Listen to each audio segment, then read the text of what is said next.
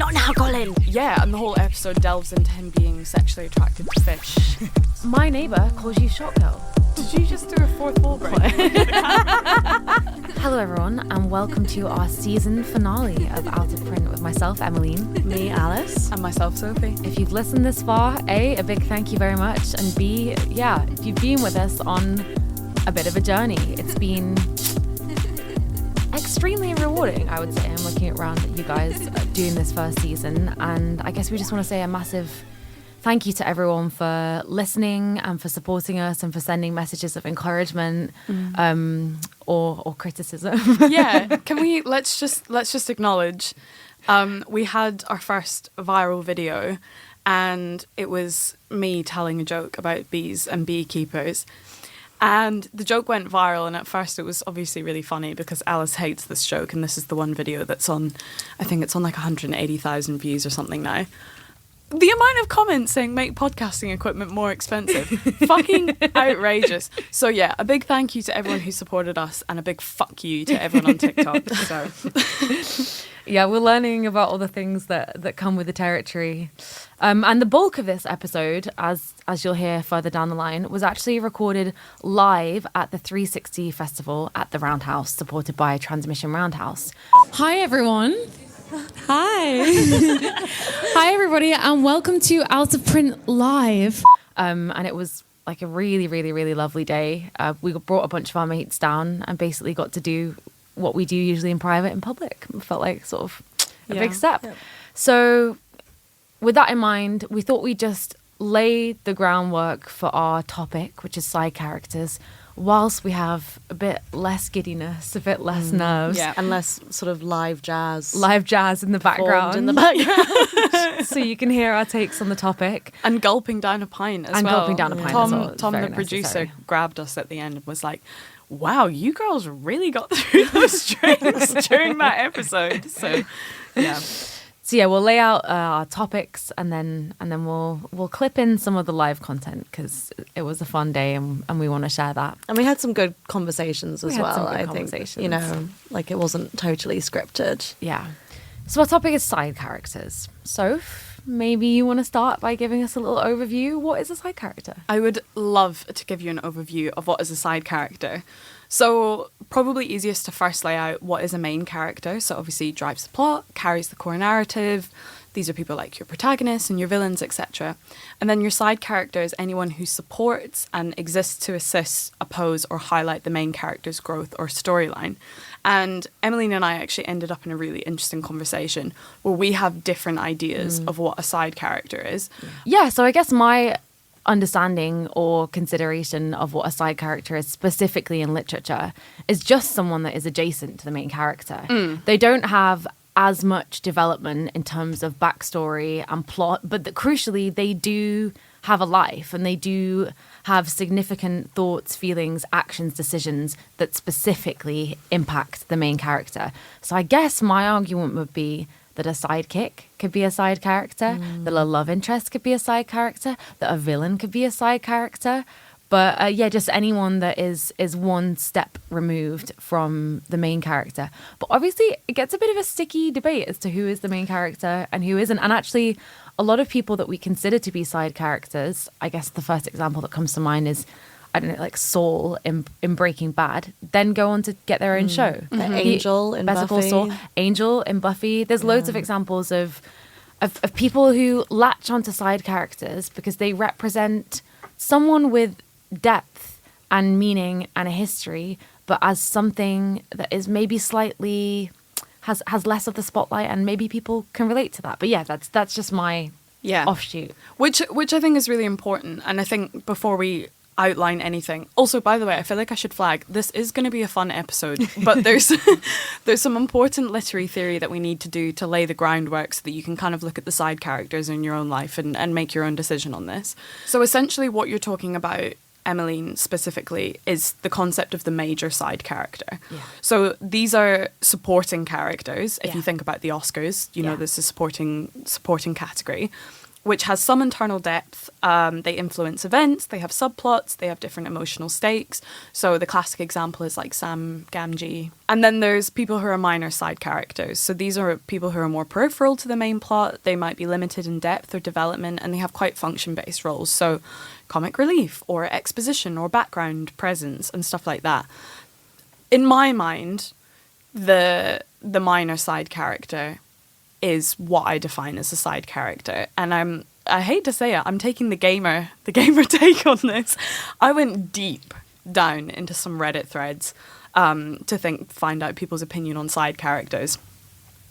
And the gamer take on Reddit is that side characters non-playable with minimal plot relevance. You might have heard the term NPC before. This is a term that originated in traditional tabletop games to describe characters not controlled by a player, but rather by the dungeon master. So in video games, NPCs are characters with a predetermined or algorithmically determined set of behaviors controlled by the computer rather than having their own will and intent. So it's like not someone that, it's like not a skin that's what they say, right? In it gets gaming terms, like a skin that you can wear is like someone that you can control their movements and their actions. Whereas you're saying that your kind of understanding of a side character is someone that is in the physical and kind of spiritual periphery of the game. Yeah, like mise en scène, essentially. It's also important to note that within a literary context, the concept of the side character, using a lot of side characters, is contentious. So, which is quite interesting. So Norman Douglas wrote a letter to D.H. Lawrence, who's obviously a very famous author, basically when he was fucking raging at him. And he was complaining about the amount of side characters in his book. And he says, in a failure to realise the complexities of the ordinary human mind, it selects for literary purposes 2 or 3 facets of a man or woman, generally the most spectacular and therefore useful ingredients of their character, and disregards all others. It takes what it likes and leaves the rest. The facts may be correct as far as they go, but there are too few of them. What the author says may be true, and yet by no means the truth. This is the novelist's touch. It falsifies life. Which is quite interesting, because you never think about the fact that, you know, you're not giving these people agency. You know, they are literally just kind of background characters, which is maybe part of why people get so attached to them. Oh, what did happen to that person? I wonder what they were thinking at that point in time. So that's to do with... and stop me in my tracks if you're about to cover this, but that's also related to the concept of like a flat or a round character, right? I think it was E.M. Forster. It was, bang on. Yeah, okay, yeah. Oh. Yeah. So, yeah, actually in E.M. Forster's, it's a 1927 book called Aspects of the Novel. And he says, we do not remember her so easily because she waxes and wanes and has facets like a human being. And this is him talking about why people get so much more attached to the side character, because you're like, oh, well, they're just responding like a person, rather than someone that can be summarised in one sentence is a very flat character. Colin Creevey is the example that comes to mind. He's the little kind of dork that runs around with the camera and has very kind of like specky energy. In Harry Potter. Harry Potter. And then we're going, not now, Colin! Not now, Colin! And he's just pissed. And, you know, we've basically summed up, you know, his whole involvement across a book in a single sentence. And that's the concept of the flat character. And Alex Walsh has a book called The One versus the Many. And he talks about in the 19th century novel the 2 types of minorness. And he says, the flat character who's reduced to a single functional use within the narrative, and the fragmentary character who plays a disruptive oppositional role within the plot. In both cases, the actualization of the human being is denied. Which is quite sinister. It is sinister. But it's a really interesting one to think about. So, like, even within your own friend group, do you have people that you can summarise in a single sentence? Is there pieces of media where you can summarise them in a single sentence? And we spoke about this a little bit in the live episode. The Simpsons, they obviously play around with giving side characters their own episodes. Yeah. But with the exception of Maud Flanders, who gets killed quite early on, interestingly, because her voice actor was actually leaving The Simpsons, and that's why they killed her off. The rest of the subplots don't really affect anything that happens in the story. And for any Simpsons fans who are listening out here, we might clip in when I point out to our friend Jessie during the live recording, who absolutely loves The Simpsons. In my favourite Simpsons episode, I'm making eye contact with a very special man in the room who loves The Simpsons. He was quite happy to have a shout out for this. In The Simpsons, there's this character called Troy McClure who pops up between seasons 2 and seasons 10. and he says, "Hi, I'm Troy McClure," and he's always talking about the different films that he was in, and if they ever need a guy to be in like a commercial or a film within the story's narrative, it's Troy McClure. What's interesting about him is he appears in 6 episodes between season 2 and season 10. He has this whole spin-off in an episode called A Fish Called Selma, where he starts dating one of Marge's sisters. And as named by the movie A Fish Called Wanda. Yeah, and the whole episode delves into him being sexually attracted to fish. And it's one of those things where, does it affect the plot? No, it doesn't. But you then remember that about Troy McClure as, you know, up until from seasons 2 until 10. Although, very sadly, I found this out. I was like, why doesn't Troy McClure appear in The Simpsons after season 10? And the voice actor was murdered. Oh my God. Isn't that awful? Christ. Yeah. Phil Hartman was his name, and he also played another character called Lionel Hutz, which are two of the best side characters in The Simpsons. And which one's Lionel Hutz? Lionel Hutz is the lawyer who's like always doing seedy deals and taking massive cuts for himself and stuff. But the original Simpsons film that we would have all watched came out in 2007. Wow. No way! And this next one is coming out next year. Oh, we'll have to make a pilgrimage to cinema. And there's another Incredibles film coming out, which I'm very unbelievable. excited for. And lots of side characters like Edna Mode. Edna Mode. Edna Mode. Yeah. Edna Mode. side Who would be character. so worthy of her own spin-off? Yeah. Yeah. But she's designing, she's a fashionista. Yeah. Yeah. I'd watch the shit out of that. Well, I was trying to think, when I was thinking about side characters, of who my favourites are, and there were some notable mentions. I thought about Noo-Noo in the Teletubbies. Who Strong. terrified me. Pretty as a scary, child. pretty scary. I was very scared of Noo-Noo. You could argue that that's son. Did you have that thing that it's like an old wives' tale that everyone you know knows someone that was that baby in the sun? No, you never heard that. Okay, no. I feel like it's a thing. It's like a Hinge fact. You know, it's like I was the baby. I have actually seen that on Hinge. Yeah. We were doing facts at work to like get to know each other, and we were just kind of, you know, chatting about it. And they were like, "Oh, Sophie, what's your fun fact?" And my go-to is always the right to my face. And my colleagues were horrified. They were like, "That's like a real problem in the age of AI." For context, Okay, very quick context is I was an extra on film when it was filmed in Glasgow a few years ago. And basically, I then get pulled off set. I get put in a van, and they take me and a few other people off, and they push us into this room. And there's sounds so sinister. It sounds really scary. I know. And there's 260 digital DSLR cameras surrounding it. And they say, "Okay, in you go. We're going to go and take pictures of your whole face and body so that we can plant you into the background of crowd scenes to help populate it." And this is like just on the cusp of before AI getting really good. And I was like, I'm actually not fine with that, even a little bit. And they said, "You should have read your contract better." So if you see me, you know, popping up and Then no, we didn't. yeah, it I would was be so funny if you become like the permanent side character in all Would be in like every film. fucking hilarious. we like go to watch the new Moana and you're like there. Yeah, and you know what's crazy is I look like shit as well. Oh, didn't they put you in like a sack? Yeah, they put me in this sort of Yeah. burlap sack, and they'd made the costumes like really heavy because they were filming in Glasgow and they were expecting it to be cold. And it was the one time that Glasgow had a decent summer, and they weren't washing the costumes, and they fucking stunk. That's a lot. Yeah, so catch me on my side character journey. I didn't have no backstory. I'm trying to think about the other ones I was thinking of as well. I love Laird and Girls, if you've seen that show. And Donkey from Shrek isn't obvious. I'd argue he's a sidekick. Yeah, I think he's this is where It's contentious. this is where it gets contentious. Yeah. But I was thinking about who the ultimate side character is, or something to bring to the table about why side characters have the rep they do and are the way they are. And I was thinking a lot about Bertha Mason, or Mrs. Rochester from Jane Eyre, if you're familiar.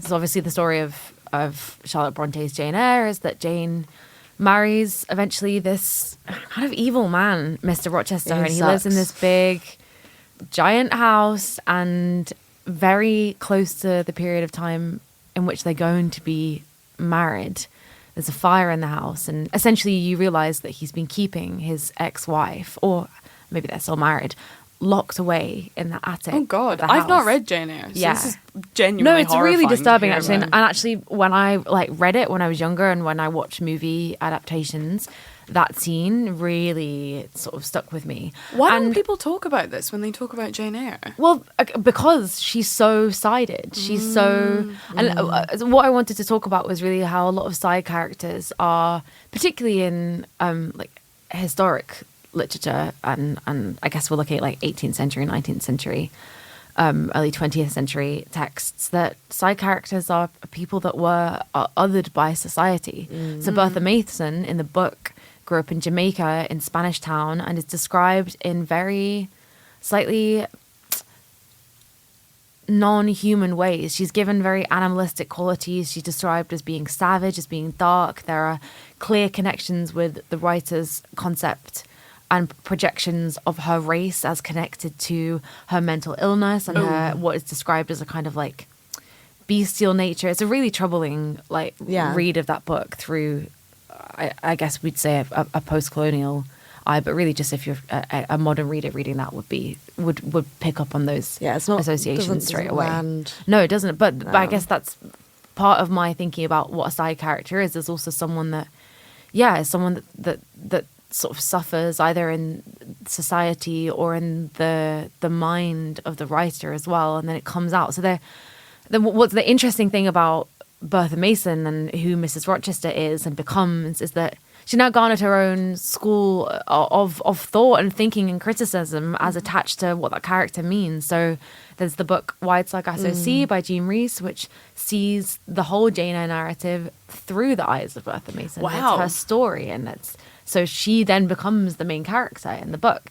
And then the other angle is there's a great book of, if you're interested in sort of literary and I guess feminist literary criticism for texts in that period of time, it's called Mad Woman in the Attic, which refers directly to her. And I think it's Susan Gilbert and Sandra Gubar who've written this. It's a fat book. It's like a doorstop of a book, and it's a whole school of thought, like I said, that expands on what it means to be sided and othered, and how we might reconsider texts within the context of considering why someone is a side character and who has put them there. And so that, I guess that was what I was thinking about when I was thinking about what is a side character and what do they represent. But I will concede the fact that in particularly modern colloquial terms, when we're chatting with each other, the side character within our own stories is definitely someone who is peripheral.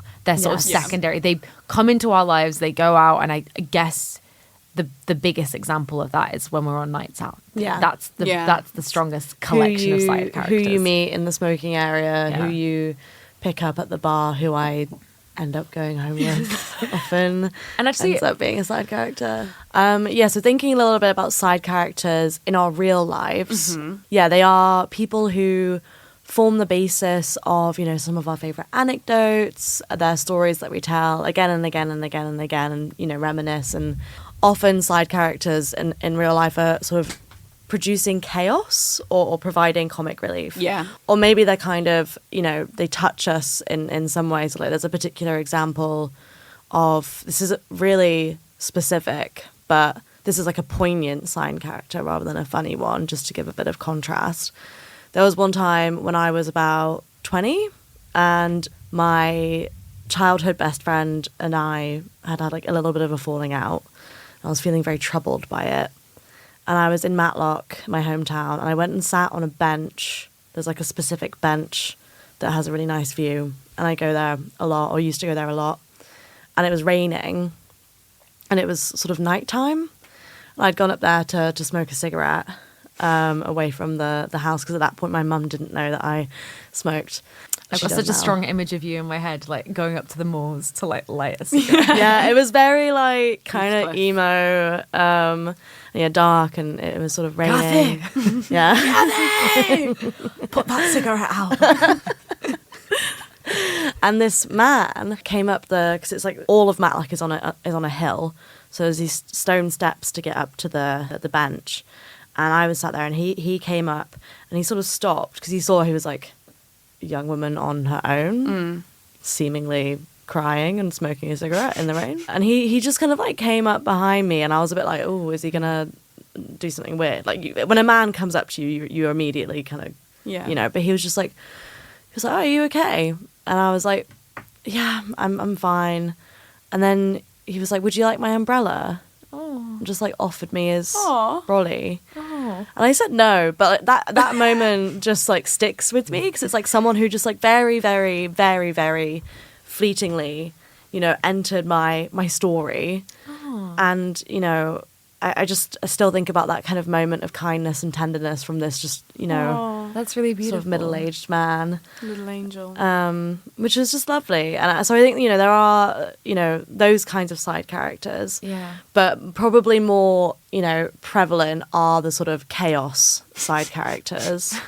And I also want to make sure that I make something very clear.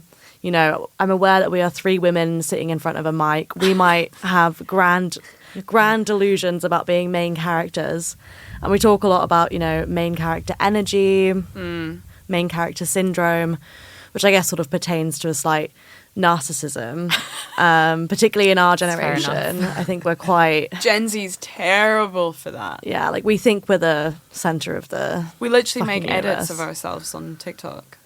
I'm using the royal us. I don't mean the 3 of us are doing like fan I was like, cams. I don't remember doing that. No, but like when you Yeah, make yeah, like yeah. a TikTok video of yourself or like your highlight reel from Yeah, the year, yeah, yeah, like yeah, that yeah. is Yeah. that is self-indulgent. Yeah, That's yeah. main character energy, It which is. is fine. You should be the main character Yeah. in your own story, but yeah, absolutely. And it's about having agency and feeling like we have agency. But It's like that. Sorry, it's like that in the holiday. You have to be the leading lady of your own life. That's what Yeah. he says, which is beautiful. which is a nice line. Yeah. But we are aware that we are also side characters in other people's stories. So don't get it twisted. interesting in your discussion, Alice, about main character syndrome. So there is actually like an article called exactly that by this woman called Anna Gottlieb, and she summarizes how Emmanuel Levinas, you guys who are more literate than me may have heard of this. This was my first time reading about this. And there's a concept called alterity, which is the uncertainty born of the otherness of others. And it's the beginning of all morality. It might also be the beginning of all love. The other challenges us, makes demands on us, and holds us responsible. And essentially it just sums up how even if you're a main character in your own story, you can only truly know yourself by interacting with others and, you know, reconsidering yourself through their lens as well. That's often how you learn and grow and stop being self-centered, is thinking about how other people are viewing your actions as well. Yeah, I think that's a really important note. Yeah, like if you become self-aware that you're a villain in someone else's story, that will encourage you to become a better person. 100%. So having that kind of, relational value to other people and being aware of that is really important for Totally. character development. Yeah, Totally. And I know that I'm a villain in a fair few stories. I'm at peace with that. I think you're okay. I think you're on the right. I think you're on the right side of history. I think we're okay. I realised that I am a side character recently when I went into my local chicken shop. I went in and it was a random Wednesday night. I think I'd been out with one of my former colleagues because we got made redundant, so we went out on the lash naturally. And I went into but it's great, and the men who work there are absolutely lovely. And I guess I've been in there so much that they recognize me immediately, and they were like, Tower Burger, like they know my fucking order. No, but to them, your name is Tower Burger. Oh, probably. That's Yeah. so true. Yeah, Tower Burger You don't know girl. what your side character name is, This or, is or true. like drunk chick, or I mean, that's uninventive. But you might have a name. No, but it's true. I remember going in my local coffee shop. Yeah. Before they knew my name, Yeah. I was iced oat flat white 2 sugars. My neighbor calls you Shot Girl. Shot girl? Why? Yeah, honestly, it's so weird because it's so unassociated with you. I think you must have told her once that you That I was worked at a formerly a bar shot girl. and Yeah. and she calls you Shot Girl, which is so funny because That's kind of sexy. it is kind Yeah, of it's sexy. And she's always like, "How's Shot Girl?" And it takes me a minute to be like, "Oh yeah, that's you." And your grandma knows me as Sexy Alice, but like of the sex, not like sexy like No, I think your grandma thinks I'm sexy. That's what I'm Let's leaning put that into. ether. But yeah, so I went in and they were like, Tower Burger, and I was like, yeah. And it was maybe like 1 a.m, and they were like, where's and then they gestured at their upper lip, referring to my boyfriend who has a mustache, and I was like, he's not his, it's just me. And they're like, oh, and there's the other girl that you're off with, like Emmeline, and I was like, no, it's just me tonight. And they're like, okay, and then they were like, why are you always drunk? I was like, it's a chicken shop, like what? Who's coming in here sober? What? I was very confused. I got a little bit defensive because I was drunk, so I was on the defensive. Shut up! I was like, no, I'm not. And then they were very sweet. He went behind the counter. Well, they were obviously behind the counter already. He went to the vat of oil that they fry the chicken in, and he just put a little wing in there for me, and he just took it out, and it was just like a little chicken wing, little fried chicken wing, while I was waiting for my burger, Like a stray dog. yeah. He fed me, he just handed it. It was like there was no like food hygiene regulations being It's literally hand to mouth. Is that what it is? Yeah. Literally hand to mouth. sort of leant over, and I was like, It's like not like farm to table. It's like the new version. yeah, Hand just to mouth. straight from the Oil chicken vat guy. to mouth. Yeah, and I just kind of munched it. I was like yum yum yum, and then I had the bone. Didn't really know what to do with it, and he just put out his hand. So I just like gave him the bone. And he just took Parented it. you. Yeah, it was really sweet. Again, like kind of like funny, but like poignant. Yeah. It was a tender moment. But I'm definitely the side character in that shop. Like sure. 100%. The recurring drunk girl. Alice, I have full sympathy with you because I'm also a side character, but not recurring, a one-off. Because when Emmeline was working in a bar in London, these two people who'd never seen before approached me and they said, "Are you Sophie Park?" And I said, "Yes, I am. Who the fuck are you? Literally never seen you before in my life." And they said, "We know exactly who you are. You made a real impression on us on a night out that you did with us once." Really scary. And then they walked away, giving me anxiety about something that happened 3 years ago. I want to know what you did. Me too. I remember the nights out I used to go in there, I would frequently wake up without my clothes on and communion wafers in my hand.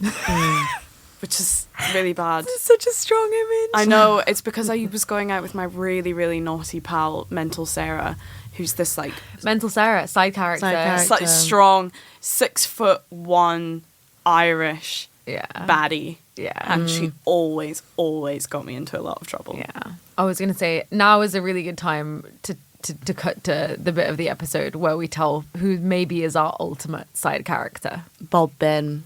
The tale of Bob Bin. Feast your dark ears. Me and Alice really sweetly got invited back to our university about 6 months ago to give a speech to some English grads that were about to leave, which was a lovely thing to do. They didn't ask me to come back. Sorry. Just us. Just the drunk girl and Emmeline. You made too much of a rep, but you're and after we finished, it was a really sunny, gorgeous day. And after they finished, they gave us a bottle of wine as a thank you. And we were like, oh, it'd be rude not to sit here, have a drink, enjoy ourselves. And then we sort of stayed long enough that the college bar reopened. And we have a specific kind of college drink, which is made up of vodka and white wine and maybe some other spirit, and it's a dangerous concoction. Lemonade and blackcurrant as well. So we had a couple, which was it's never going to end well. And we went out, sort of like, I guess, reminiscing when we were there, and it got to like a sensible point in the evening to go home. And I turned to Alice and I said, "I think this is time. I think we need to go back." And she turned around to me, like you had sort of this glassy look in your eyes, and you were like, "I'm not going home." And I was like, "Alice, what do you mean?" You were like, "We're finding someone." So then the mission of the evening basically came to find a side character for you to meet. And it was with my friend. For me to meet. For you to meet. I'm being, euphemistic. Yeah. And I was with my friend at the time as well, and we just wanted to go home. So we were like, going up to anyone, like, does anyone want to come and meet our lovely friend Alice? Like, does anyone want to chat to her? Anyway, we kind of gave up on this mission. And half an hour later, I found Alice in the corner of the club with the most unusual elderly man in the joint, and I was so paranoid about it being a student because it was at university during term time. I was like, I don't want to accidentally. Well, I don't think you needed to be that paranoid. No. I overcorrected. Okay. Massively. Yeah, overcorrection. Anyway, so I was like, okay, if you're sure. And I think I demanded that this man put his number in my phone and his name. And I was like, okay, Alice, fly off freely into the evening. And I woke up the next morning and I called Alice and I was like, "What? Are you okay? Where are you?" And she was like, "Yeah, I'll meet you at the station." And I met Alice, mascara, Lucasade in hand, Greg's in hand. Shall I pass it on to you at this point? I mean, I'm not gonna share too much because you guys don't need to hear everything, obviously. But yeah, we had a nice time, I guess. The only details that we got was that he was from the southwest, and he worked in tractors. Yeah. And I only know he's from the southwest because he had the accent. Like he kept calling me his gorgeous girl, and I was like, I don't know, man. And he was very keen to see me again, and I felt bad. I felt like I broke his heart that night. But it was such a good story, and I was like, no one at home is going to believe that this happened. So I turned around to Alice. I was like, what was his name? Like, can we find a picture of him to show our friends? Yeah, and we couldn't find one. And then what I started doing, because we were on the train back, we were very hungover, we had nothing else to do. So I drew a little sketch of what he looked like. Like a sort of witness sketch of this man. Yeah, so I sort of drew what he looked like and was like, this was the man. Kind of corroborating with Emily. And I was like, this is the man you let me go home with. Which I believe, Sophie, do you have a... I have a part 2 of the story, and then I'll show you the police sketch that Alice did of him. Yeah. So we did the police sketch, and then I found his number in my phone and the first name. And this is basically the point at which we were like, we really need to find this man on the internet. We have a police sketch, a first name, a number, and the fact that he works in tractors. And it's from the southwest. And I'm going to hand over to Soph to finish the end of this story. Well, luckily, we have a war crimes investigator in our lives. Not that we can compare this to a war crime. Yeah, it's relevant to the story. So this person in our lives is trained in OSINT, so open source investigation. All above board, perfectly legal. It's information that can be found freely online. I need to say that for legal reasons. Caveat. Which is true. It's true. So I basically sent this police sketch of this old man to this friend of ours and gave him the information. So we had the phone number, the first name, works in tractors, southwest. And he's very kindly typed out his next steps. So we had a physical description, and we knew that a man called Bob lives in Newport, works at a manufacturing company that does tractors. So the war crimes investigator began by saving the phone number to the contacts and got the WhatsApp picture, which is of a black Labrador dog. Classic. They then, well, it kind of gives you a sense of the age that we were dealing with. Then our dear friend tried to find a Rob that works in tractors and identified the 3 biggest tractor companies in South Wales, and then went through their relatively small teams on LinkedIn. I bet there's a lot of Bobs working in tractors. Well, they collected all the Bobs, they said. That's a lot. One of them matched the physical description given by Alice. So then he went on their Facebook, found that he was from South Wales and worked in tractors. To confirm, they matched the black lab in his WhatsApp display picture with one on Facebook in like some memory picture. Sent the photo to Alice, and then we cross-checked it with the police sketch that Alice had drawn. All in all, to find Bob Bin, the real Bob Bin, took 15 minutes. And in case anyone's wondering, I don't know if you can see, but this is what the police sketch looked like that Alice drew. If you want to see it properly, come talk to us later. We'll show you the and it is actually shockingly accurate when it was uncanny. So that credits my artistic ability and my memory in that moment to recall his face. Obviously, it was only an hour after I'd left him, but it was unbelievable. So that's all to say, Bob Bin is now he's a side character. He gets referenced a lot. He's a side character. Monthly, I would say. He's a side character within our lives, and you know, what did he enable in the main plot, Alice? What did he teach me about myself? Lessons. He definitely taught me lessons in raising my standards. And I think this was because we were back at uni, and I think there was a part of me that was trying to relive some kind of chaotic youth, which I started my sex and relationships column at uni, so I was very much on that sort of the wavelength while I was there. And I think it kind of taught me that I need to grow up a little bit and just maybe rein it in and listen to my friends more. You did try and dissuade me. It was like the really Cinderella hard. hour. I was like, now's the time to... And also, even when Gremlins, you saw him, you were like, Alice, no. And I was like, yes. It happens. And you were like, no. And I was like, yes. And, you were like, actually, cool. without that, Alice, we wouldn't have had this great side character story. It's so, true. Very true. Yeah. But Very true. I have managed to populate my life with plenty of side characters. And I think Bob Bin may be the summit that I'm never going to... Yeah. I'm not going to surpass that. Edit out. So yeah, I guess we ended the episode in a really lovely way, which was we sent a call out on Instagram, which is a perfect opportunity to say, if you're not following on socials, what are you doing? Yeah, real. We sent a call out asking for any of our listeners or friends, pals, to send in a voice note about their favourite side characters in their lives. And there were some crackers. Absolutely incredible. I'll give you a bit of backstory to the first one, and then we will play you the live recording with the real reactions. So this first note, essentially, a close friend of mine in New Zealand was arrested for breaking and entering, trespassing, and petty theft.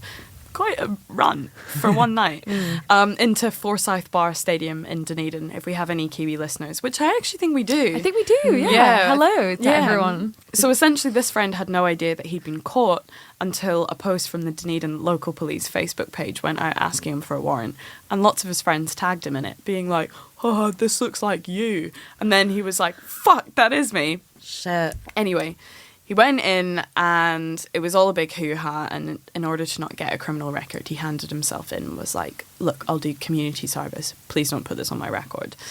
And as far as I knew, that was the end of the story. Until a friend of his, this amazing guy who's called Dave Borry, who, side note, runs an absolutely exceptional weekly music show on 94.7 The Pulse. It's called Almost Radio, and it's about Aussie and Kiwi musicians. And he is a fan of the pod and submitted in part 2 of the story. So we'll run the clip. So, you know the story about and his reparations he had to make. The community service was helping set the stadium up for the Beer Fest, which happens at the end of the year, and it's a grand old time. We'd always go and just get pissed, and it was awesome. And when he was talking to the CEO of the company that owns the venue, Forsyth Bar Stadium, and in that conversation, they were joking about, the CEO was like, I'm really glad you came and did this. Thanks for, not everyone would own up to it. Okay, so sidebar. This was in 2017, and a big thing that we did when we were studying was going to pint nights on Wednesday nights. And that one pint night, my girlfriend at the time and we snuck into Forsyth Bar Stadium, and which was just snuck in. We just hopped the fence, and we were we had sex on the field, right in the middle of where they kick the ball off for the rugby games. And anyway, great time. And then as we were leaving, the security guard came, and we sort of had to run and bolt it. We almost got caught. So then, if you go back forward in time to when he's sort of talking to the CEO and making reparations, the CEO goes, oh mate, I really appreciate you fronting up to this. We have a lot of people break in and do things, they don't own up to it. You wouldn't believe what we see on those cameras that happens on the field. He didn't say it. He was almost going to go oh, I actually know that guy. And then he was like, oh, actually, it probably doesn't help my case here. So, I don't want to be seen as if I'm this guy and a group of friends that just break into Forsyth Bar all the time. Wow. So Thoughts? That's permanent footage on camera. Permanent footage on camera of him shagging on the Forsyth Bar Stadium bit where they kick the rugby ball. But importantly, the fact that he has become, the scourge of Forsyth Bar. As they all know him as the Doggers, yeah. Oh. And and that this was then reference to this friend of ours who was coming in to do community service for breaking in on an entirely separate trip. So it's that thing, it's that interlinking thing where everyone's a side character depending on the angle. In the case of these two friends of mine from New Zealand, they were the villains of Forsyth Bar. So yeah, just an interesting one to think about. Yeah, kind of like relational value and where you sit in everyone's stories. It's very strong. Yeah, it's very, very strong. And also scandalous. Yeah, very Salacious. scandalous. Okay, on to the next clip. Do you want to do another intro? I will. So this second one is about when you know that a mate of yours has strong side character energy, and you just know that they're a quirky character and they deserve to be a side character in other people's lives, even if they're a main character in your own life. Right, so I'm going to tell you about my favourite side character, and he's so much my favourite side character that he's actually one of the main characters in my life, that I consider myself very lucky for that.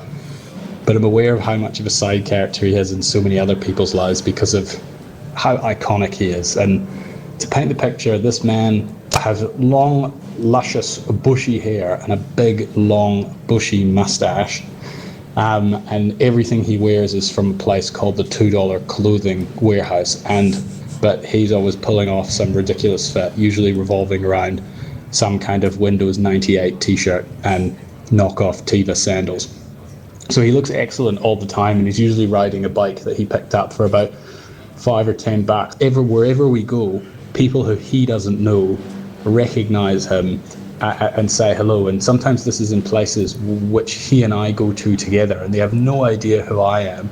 And they're always pointing out to him, going, "Hey, it's this guy." And he'll do the same thing back to them, and he's just beloved. To be fair, he has the antics to back up being a side character as well. He was a sauna juicer in Whistler for a while, which he maintains was strictly for access to MILFs. And then he read a book on lobster fishing, and so turned up at a dock in Maine one day and said, "Hey, I'm here to catch some lobsters." And some guy said, "Yeah, sure, be here at 4 a.m. tomorrow morning."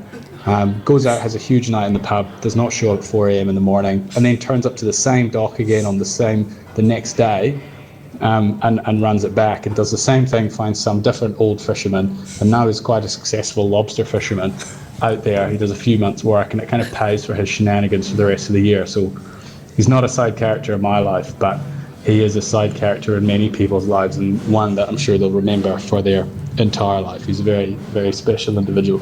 And I know he's a side character in your life as well, Sophie, so maybe you can elaborate on that. Did he say it was a sauna juicer? He was a sauna juicer. What does that mean? What is that? I don't actually know. What? He pours the water on the rocks. That's a very Thank you so elaborate much. name for, okay. To give him access to MILFs, and then became a very successful lobster fisherman in Maine. Wow. And this person was always kind of a peripheral side character in my life, because the person who submitted the voice note is my big brother, and in the way that all of your big brother's friends are kind of larger than life characters, whether you've met them or not. And yeah, I was always hearing about all these shenanigans and all the different things they were getting up to. They ran a radio show, etc., etc. And then, interestingly, one day, the man in question texted my brother just with a message that said, "Hey, Liam, turns out I blasted your sister's best mate." And I was like, that's interesting. He's the lobster guy. Yeah. There's someone in the room who's looking rather red right now. I had heard this story independently from my friend who'd been blasted, as he put it. And he was called the Lorax in that story because he has a long, beautiful, twirly mustache. And then I realised that Lorax and Lobster Man were the same, and that blasting had been involved. It was, yeah, it was amazing. I want to meet this man. He sounds majestic. This is a rich, and like there are layers to this story. Like this is, yes, he's a flat character because we're thinking about just his mustache and his hair and his lobster antics, but he's got depth. He does. He truly does. Maybe he's got breadth. Finally, maybe the pièce de résistance. Yeah. Would you like to explain our final clip? Yep, pièce de résistance. This was an unbelievable listen on the day. So I'm excited to play the clip.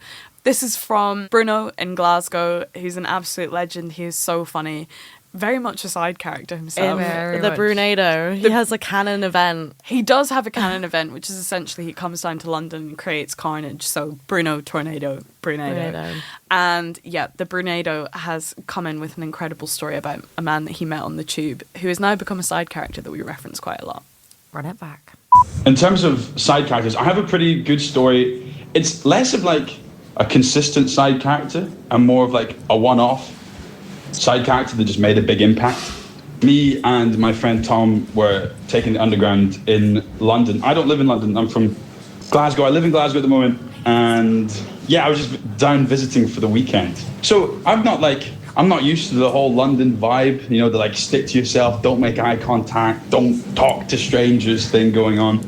And we were just on the London underground, like waiting on one of the benches.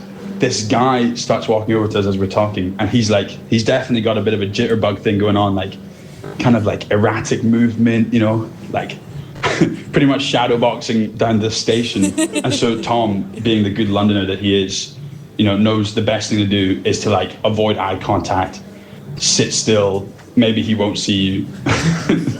But this guy's pretty fascinating. He's just got a bit of a weird vibe. So I look at him, and then he makes eye contact with me, and he's like, all right, guys. And, you know, I'm not going to be rude. So I was like, hey, how you doing, man? And he was like, oh, mate. And he immediately comes and sits down next to us. And Tom just tenses to the side of me like, fucking, what'd you do that for? And the guy just sits down next to us, and he just starts yapping. And he's like, bruv, I've just got out of prison. And I was like, oh, man, like, what'd you go to prison for? GBH, bruv, GBH. I was like, what? What'd you do that for? You know, as we're talking, like, people are walking by, and just intermittently, he'll just catcall people. And so anyway, you know, the guy's gone to prison for GBH. He's got a bit of an intimidating vibe about him. But I don't know, he kind of seems cool. And so we're just chit-chatting, talking about stuff. And he's like, yeah, bruv, like, my life's been fucked up, yeah? I went to prison for 5 years, yeah? My mum's dead, my dad's dead, my sister's dead. I was like, oh, God, like, you know, honestly, I was saying to him, I was like, bro, I'm actually so sorry, like, that is so shit. And he was like, it's fine, bruv, I learned a lot. When I was in prison, yeah, you got to keep your mind up. You got to keep your words up, yeah? I've been on Words for Friends like crazy. And I didn't know what Words for Friends was, so I was like, what's Words for Friends? And he was like, yeah, it's online Scrabble. And I was like, oh, mate, that's sick. You play online Scrabble in prison? That's cool. Like, I play Scrabble all the time with my family. He looks at me and he's like, bruv, I'm getting bare pussy on Words for Friends, bruv. I was like, what, you're getting pussy on Words for Friends? He was like, bruv, I can't handle it, man. It's like, you know, boys, girls, whatever, bruv. And I was like, whoa, that's crazy. And he was like, oh, I can't keep up, bruv. And he's like showing me his phone, and there's all these notifications of like, I mean, people being like, I want to come and suck your dick. I was like, and he was just like shaking his head, being like, oh, bruv, bare pussy, bro. He obviously couldn't handle the amount that he was getting. Like, you know what I mean? He seemed tired, like, he seemed exhausted. That kind of blew my mind, the pussy on Words for Friends bit. Anyway, the train showed up, and we, you know, I shook hands and we left, and I don't think Tom said a word to him. And I think his name was like Archimedes or something, or like Achilles. Did he just say his name was Archimedes? Yeah, Archimedes, who's getting bare pussy on Words for Friends. That's literally one of my favourite stories. As a Scrabble Go frequent user, as You've one of probably played with him. That's crazy. I tell you, I have not. That's one of my favourite stories of all time, and yeah, it's so unbelievable. Good. And he picked up some wisdom there, like words. Was it Words for Friends? That's if Hinge isn't working for you. Words for Friends. Words for Friends. Yeah. We had to significantly edit that voice note down because Bruno was making hummus while recording the voice note. And he was like, my garbanzo beans are boiling over. And I was like, what's going on? Bruno is himself, has been a side character in the Brunado. The Brunado. He has his own name, he has his own plot line. Yeah. But we won't go into that now. Yeah, he's an amazing guy. So they were our clips, and yeah, we had so much fun with that live studio audience that day, playing them to everybody. And with our pints as and well. With our pints. Yeah. So maybe should we summarize? How does everyone feel about side characters? What's the lasting note that you'd like to take this with? What I was saying about, you know, we're all side characters, we're all main characters. we're all, I've been a villain, I've been a love interest, I've been a source of chaos. I know, plenty of times. And I think that I'm going to repeat what I said in the live show, which is that we're all flat or round, just depending on the angle. Bars. Yeah. It's one of my favorite things you've ever said. Thank you. Yeah. So good. I will say it one more time. Don't be sick of me. It's a great t-shirt. Great t-shirt idea, everybody. Soph? You know what? Again, I'm going to throw it back to the live episode because everyone laughed when I referenced Nietzsche because people think I'm a thicky dum-dum, but actually I did the degree same as these guys as well. He said something, whatever, I'll paraphrase it. How can man truly know himself? Man is a dark and veiled thing. And you can't know yourself until your pals tell you that you're being annoying or stupid, or other people do, or anyone that you might consider a side character in your own life. Those are the people who have the power to tell you who you are. Yeah, they teach you. Yeah, so side characters, very essential, not just for the post-night out chat. Totally. I think that, side characters are important for basically what they teach us about ourselves, which is all to say that a side character is probably an extension of the main character. Whoa, crazy thought to end with. Maybe everything is connected to that one central idea and everything else just bleeds out from there. So yeah, if you are interested in a particular side character, maybe that says something about you. Yeah. And in the words of that influencer, if you're getting in too much into main character syndrome, I think you guys are thinking too much about yourselves. Oh, Yes. the Jemima Kirk. Jemima Kirk. Yeah. It was like advice for unconfident So young real. women. Honestly, so real. Bars, yeah. Jemima Kirk. Okay, well, that's all to say. Just a massive thank you for sticking with us Oh my this God, first yeah. season. Well, I didn't think anyone would listen. We've been so overwhelmed by the response, and also I think just by the joy that it's brought us doing this, and we're so thrilled that people are getting something from that, because I mean I speak for myself, but hopefully for you guys too. It's just been such a lovely part of my weeks to do this and sit here and think through things and chat with you, and I'm very much excited to do a season 2. Yeah, very much so. And also, something that I didn't expect that was incredibly wholesome was through putting stuff out on TikTok. I know we've been taking the piss and complaining about it, but season 1 has encouraged a fair few young women at A-levels to decide to study English at university. They've been the nicest messages to receive. So shout out to Elizabeth. I won't say your username, but we're pretty touched that you messaged us and told us that you wanted to study English because of this podcast. So huge thank you one last time to Transmission, to everybody at the Roundhouse, to this beautiful space that we get to record in, and To Mia and Tom. Mia, and Tom. Tom, Andrew, Sifa, Marnie, Lyle, everybody that's helped us. Yeah. everyone. There's so many people to thank, and we're also very aware of the fact that financially we wouldn't be able to afford to make this podcast, so thank you to the Roundhouse for literally everything that you've done with funding it. We have all been unemployed at some point during the recording of Yes, really season true. 1, and to have an incredible youth charity like the Roundhouse to pour money into funding youth arts, incredible.